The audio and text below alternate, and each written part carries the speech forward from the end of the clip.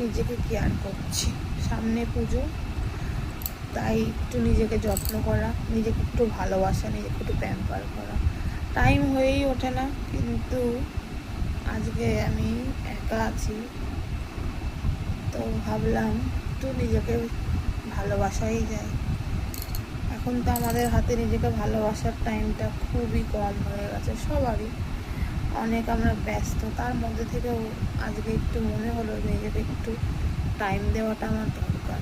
সব কিছুর মধ্যে থেকেও কাজ, সংসার, মেয়েকে দেখা, মেয়ের পড়াশোনা সবটাই আমি করি। তার মধ্যে থেকেও এখন একটু ফাঁকা টাইমে মনে হলো নিজেকে একটু কেয়ার করি, তাই তোমাদের সাথে একটু শেয়ার করছি।